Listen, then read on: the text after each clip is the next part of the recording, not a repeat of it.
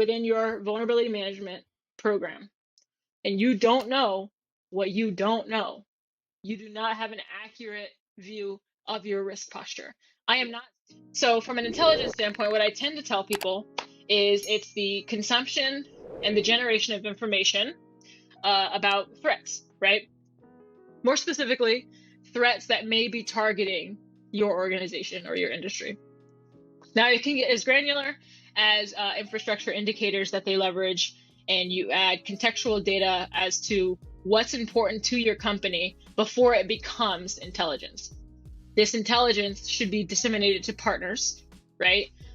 Different organizations throughout your security department and outside your security department, and it should be on their terms, as far as I'm concerned.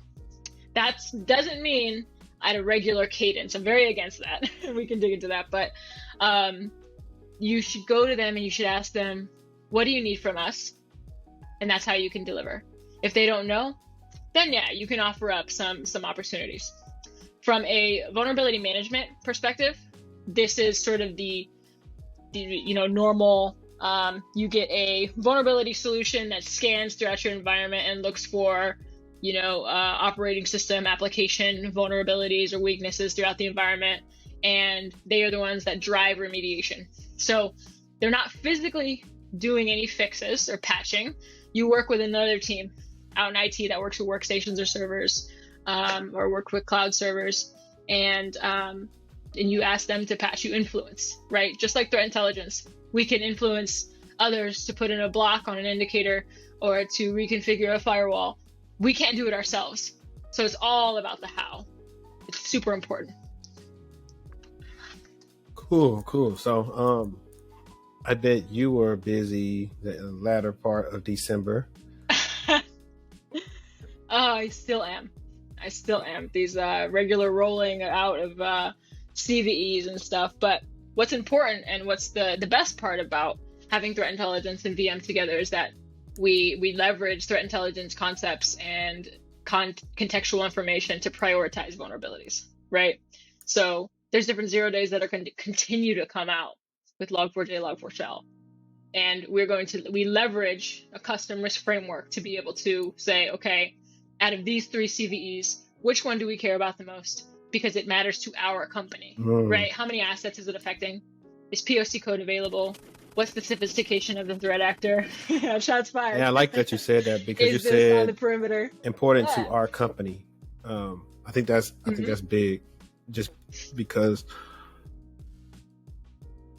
I'm trying to correlate this, but when you work for different clients and stuff like that, they'll want you to do something for them just because they read somewhere that's what you need to do. Meanwhile, you being the subject matter expert are saying, this doesn't make sense for your environment. Y'all should do this.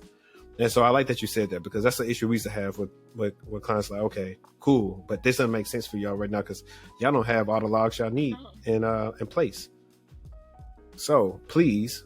Yeah. So, I mean, there are certain departments within cybersecurity that is kind of, straightforward, right? You work through like GRC, for example. Now there are different ones, don't get me wrong, but they work from they work from a set standard for the most part, like different risk frameworks that they leverage. Right. From a threat intelligence perspective, it is company focused. It should be company focused. No 2 threat intelligence teams should be doing the same exact thing, because every single company is different, right?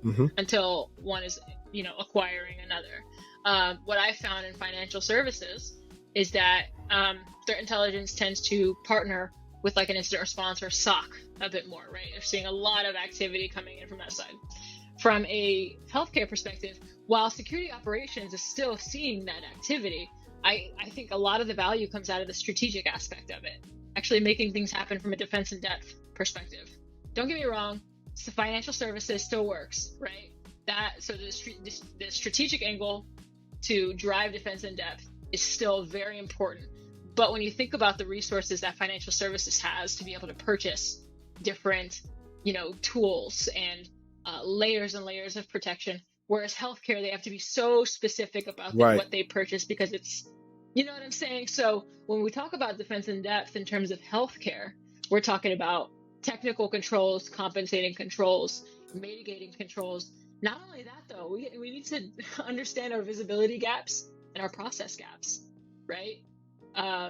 It's huge in healthcare. That all goes into defensive depth for me. Nice. And so what I was going to ask right here when you start talking about this, like, what's your without, I don't know, I guess you could say it's not saying anything too much, I guess, about what your company uses, but as far as like solutions, let's do it like this. Instead of saying what you guys use, because it's that way, it's just a better worded question. Can't talk about that. No.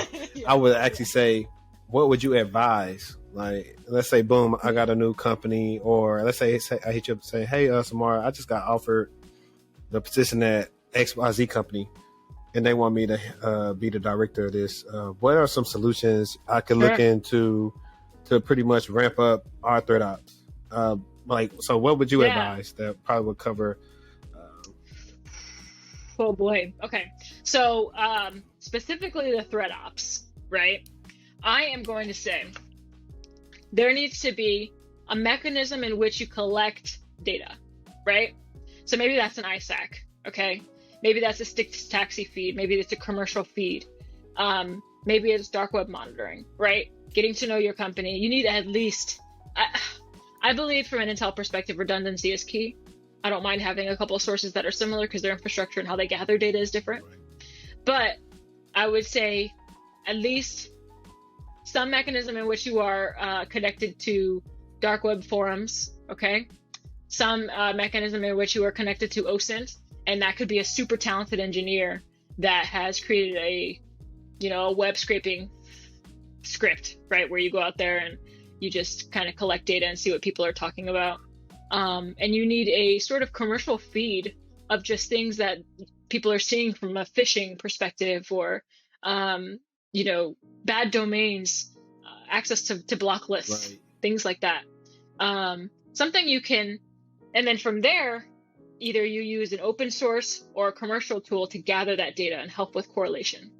Manual correlation is very difficult unless you have a huge team. A huge team of Intel analysts, right? You can use Splunk, absolutely. Splunk I think, is best used when you pull down that data to correlate to your internal data. From an Intel and external source perspective, a good way to correlate and a good goal to have out of correlating is confidence. It's confidence ratings for your sources. So if I have an open source tool that's giving me this data, and I have a commercial tool that's giving me data, and these two things are correlating and say, this is bad, that's going to give me way more confidence in that OSINT source, if that makes sense. So being able to pull that information down, correlate it externally, correlate it internally, being able to deliver that information seamlessly in a digestible format. That's what you need from a threat intelligence perspective. You prioritize what partners mean the most to you and your organization, and you go from there and expand out. Yeah. From a vulnerability management perspective, go ahead. Did you have a question? No, I was gonna hang on. I didn't have a question. I was gonna give you some claps for that. I'm sorry. I get all kinds of excited. I'm talking and talking. That's not working. Oh well. But I was trying to. Oh, it's all good. You can clap, right? I can still hear you. I don't know what's going on with my stuff. Oh well. But no, I was saying you were on it, and that sounded like a good little pitch. And I'll let you finish the second part, and then I'll add whatever I had to add to it. Yeah. So I mean, we talked about from a threat intelligence perspective, getting everything external to our environment, correlating that internally. When we talk about VM, we should be talking about all the soft and squishy. Right. We see throughout our environment. There's also quite a bit of soft and squishy, right? If your app teams don't have regular governance processes and how they spit up servers and things of that nature on the perimeter, right? Somebody's spinning up a new server. Yeah. There we go. I figured out what happened. And RDP is just open, right? If you don't have visibility within your vulnerability management program, and you don't know what you don't know, you do not have an accurate view of your risk posture. I am not saying that every company should know everything about everything, but you need to get damn close, okay? Right? In order to be able to say, hey, I can accurately look throughout my environment and say, that's a gap, we got to get better there, we got to get better here. These people are on top of their patching, these other people need some work. right? And having that internal intelligence, really, right? So from a tool perspective, there are sort of your run-of-the-mill vulnerability solutions that have scanners, consoles, agents, right, that report back on these vulnerabilities. To an extent further, some sort of collection mechanism, and some people use a red team to go out and find new vulnerabilities through like bug bounty programs. Other people have, or other organizations use like vulnerability intelligence tools. They don't call themselves that, but they are companies that go out, they find vulnerabilities, and they report back, right? Those are really, really powerful because there are so many vulnerabilities throughout an environment, especially an environment that has over 100K assets.